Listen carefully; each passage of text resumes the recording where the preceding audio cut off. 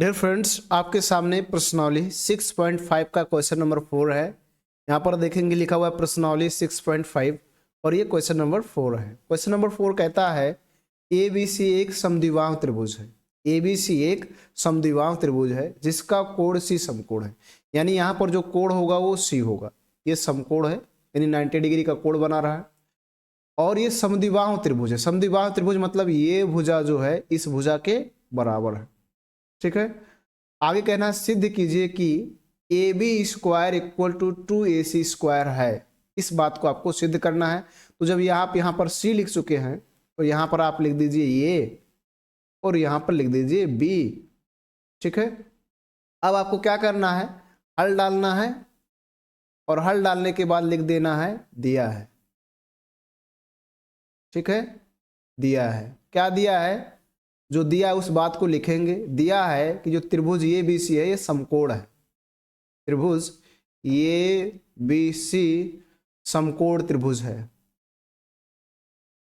समकोण त्रिभुज है। क्या है, समकोण त्रिभुज है। इतनी बात पता है। साथ ही साथ एक बात और पता, ये समद्विबाहु है। समद्विबाहु मतलब इसकी जो AC भुजा है, या इसको आप CA भी लिख सकते हैं या AC भी लिख सकते हैं, कोई दिक्कत नहीं है। जो AC भुजा है वो बराबर है BC के।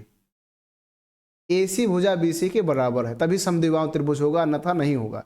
ऐसा त्रिभुज जिसकी दो भुजाएं बराबर उसे समद्विबाहु त्रिभुज कहते हैं। तो AC बराबर BC है, ये बात हमको पता है। अब हमको क्या करना है, सिद्ध करना है। तो यहां लिख देंगे सिद्ध करना है। सिद्ध करना है। क्या सिद्ध करना है, ध्यान से समझिएगा। सिद्ध करना है, क्या सिद्ध करेंगे, तो यहां पर लिखना है सिद्ध करने में क्या सिद्ध करना है। AB स्क्वायर जो होगा, AB स्क्वायर जो होगा वो होगा 2AC स्क्वायर। इस बात को आपको सिद्ध करना है। तो बहुत ही आसान, इसको हम आसानी से और बहुत ही सरलता से सिद्ध कर सकते हैं। ठीक है, आप देखिए।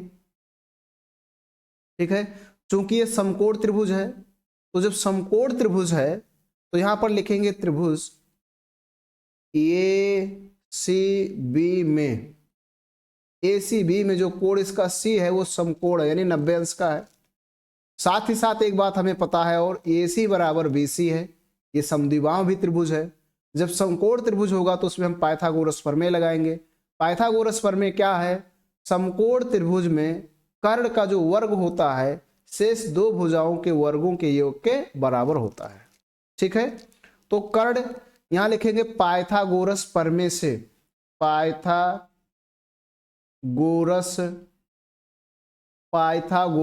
प्रमेय से, पाइथागोरस प्रमेय से। पाइथागोरस प्रमेय क्या कहता है, कर्ण का वर्ग कर दीजिए तो लंब का वर्ग धन आधार के वर्ग के बराबर होता है। ये पाइथागोरस प्रमेय कह रहा है और ये आपके प्रमेय में दिया हुआ है। ठीक है, अब इसको हम यहाँ राइट साइड में समझेंगे। बहुत ही इजी है, बस थोड़ा सा ध्यान दीजिए, आप इसको आसानी से सरल कर ले जाएंगे। कर्ण कौन होता है, जो 90 अंश की सम्मुख भुजा होती है वो कर्ण होती है। 90 अंश का है तो इसके सामने वाला भुजा ये कर्ण होगा। ये वाला कर्ण है यानी AB कर्ण है तो AB स्क्वायर हो जाएगा, क्योंकि कर्ण का वर्ग है तो कर्ण का वर्ग कर देंगे। उसके बाद आती है बात लंब की। लंब कौन होता है, जो लाइन ऐसे बिल्कुल सीधा खड़ी होती है उस लाइन को हम कहते हैं लंब, यानी ये वाला लंब है, ये जो देख रहे हैं ये लंब है। यानी लंब क्या है, AC है तो AC का स्क्वायर कर देंगे, प्लस जो एक बचेगा दूसरा वो होगा आधार। जो पट्ट लाइन होगी, क्षैतिज लाइन होगी, वो होगी आधार, तो लिख देंगे BC का स्क्वायर। ठीक है, ध्यान से समझिएगा। AB का स्क्वायर करेंगे तो AB स्क्वायर आ जाएगा। ठीक है, AC का स्क्वायर करेंगे तो AC स्क्वायर आ जाएगा, प्लस यहां पर देखिए जो AC है BC के बराबर है तो BC के स्थान पर हम AC रख देंगे, उसके बाद इसका स्क्वायर कर देंगे तो ये हो जाएगा AB स्क्वायर और बराबर ये हो जाएगा AC स्क्वायर है ही, प्लस ये भी AC स्क्वायर हो जाएगा। अब ये AB स्क्वायर बराबर हो जाएगा, इन दोनों को जोड़ लेंगे, दोनों समान है तो हो जाएगा 2AC स्क्वायर। आप ध्यान से देखिए तो आपको यही सिद्ध करना था, AB स्क्वायर बराबर 2AC स्क्वायर, और यहां पर आप ला भी चुके हैं AB स्क्वायर बराबर 2AC स्क्वायर। ये देखिए आपके सामने है। ठीक है, तो इस तरह से आप इनको आसानी से सिद्ध कर सकते हैं, कोई दिक्कत नहीं है। बस थोड़ा सा आपको फिगर को, बातों को समझना है और आसानी से आप इनको सिद्ध कर सकते हैं।